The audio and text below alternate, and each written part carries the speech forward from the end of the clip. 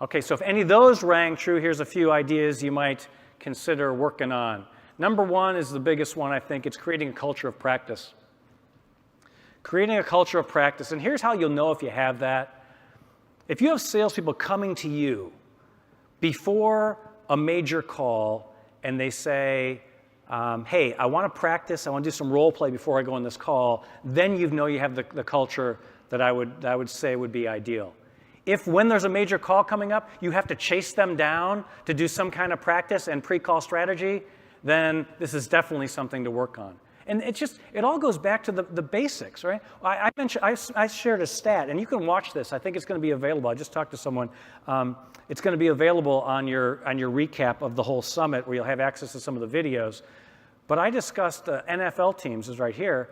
The average NFL team spends 7.5 hours in practice on a week to play an hour game, but no player plays an hour. Let's play 30 minutes, right? That's 15-to-1 ratio in practice to the game. I was reading an article about Tom Peters, the speaker and management guru. He spends 90 to 100 hours preparing for a 1-hour keynote speech. So I want you to think about, what's your ratio? For a 1-hour major call your people have, do they do an hour of practice? Do they do 5 hours of practice? Do they do no practice? Because the science on this is clear. It doesn't have to be a sport. In all this research, they look at people who are memory champions. They look at chess champions. They look at everything, and it's all the same. Without this practice mindset, they don't grow to the level they could, and they will always be in that mediocre level. Okay? Number two, a defined improvement area. So when you practice, you're not practicing the whole call. You break it apart and you pick pieces to practice. For example, let's just practice the upfront contract. That's all we're going to do for that major call we have, at least for now. Or practicing, we did this on Wednesday. We brought Russ, I think, came up on stage with John Rosso, and they, in front of 400 or 500 people, they did a role play, right? Pretty intense. But it was very specific. The first 8 seconds of a prospecting call. That's all it was. We didn't do the whole call. We just got really good at that. So finding the very specific improvement areas is part of the science of deliberate practice. And when you read about it, it's very clear. Don't try to do big stretches of practice. Break it down into bite-sized pieces that people can make part of their muscle memory. Okay? Next one, outside of their comfort zone. Okay? Getting them outside of their comfort zone is key, and creating some pressure. You know? People when there's an intense pressure and emotion attached to something, it sinks into the muscle memory a bit. How's my time? Okay, so I think, yeah, so let me give you an example here. It happened to me. I went to an intense 6-day personal development session a couple of years ago, end of December of 2015. And as part of this, we worked on our personal vision statement. So it's kind of a heavy exercise, right? What's the purpose of my life? It's not something you just kind of jot down and, okay, I think I'm done with that, right? So I give you like 2 days to work on it on and off throughout these workshops.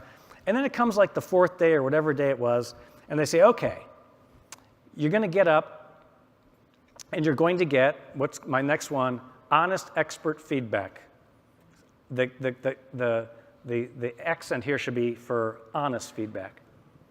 So I did so here's the scenario. 4 of us standing there, and they say, okay, 1 person's going to go, 3 people are going to critique it.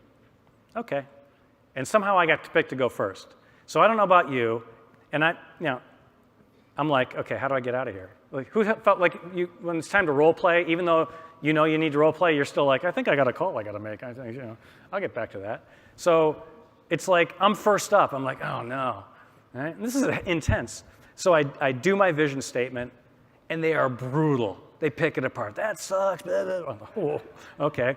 So I do it again, and I do it again, and they're killing me. They're just like, no, it's not right. We don't believe it. It's not. So then I'm like, hold on. So I rewrite it, and I've been working on it for like 2 days. Right? Like I say, let me try this. It went on for 30, 40 minutes, just me. I'm like, oh man, each time. But what happened is, and it was so cool of them, because it was not easy for them to tell me how bad it was. But when I rewrote it and did it, and I did that last time, and I just felt it. It was the time, and they were like, that's it. It was painful to go through it. But I'm telling you, I can remember that moment from almost a year and a half ago, whatever it is. I can remember it like it was like 5 minutes ago because it was intense, and it's in my muscle memory now. And that vision statement, at a moment, I could just nail it. It's like not something I have to look up in my, what's my vision statement again?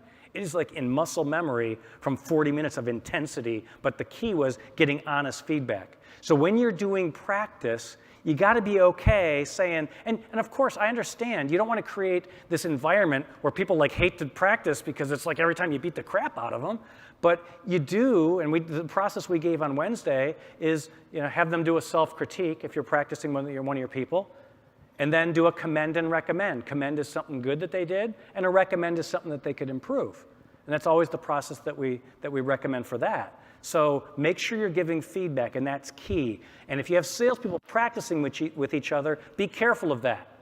Because what's the danger? If you say two salespeople practice, and they know they're each going to play salesperson.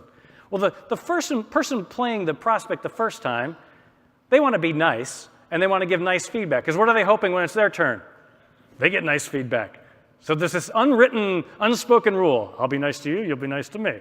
So at the end of a crappy 30-second commercial, they're like, yeah, that was pretty good. My turn. Hoping they get the reciprocal arrangement, right? The law of reciprocity. And the last one is multiple repetitions. Doing it one time is a waste of time. Doing an upfront contract one time as practice, it's just not there. So whatever you're picking, and this goes back to the science of Anders Ericsson, it's got to be over and over and over again. So those of you here on Wednesday, when you watch the video, you'll see we did 5. We did 5 versions of trying to get that, and we could have done, those of you who were there, we could have done another half hour of that to continue to refine it, and would have kept getting better. The problem is, we as leaders, if we're not careful, we'll do the role play just so we say, okay, I went to the summit, we're supposed to do role play. Whew, that's done. And we want to kind of check it off the list to say that we did some practice. So it's multiple repetitions over and over again.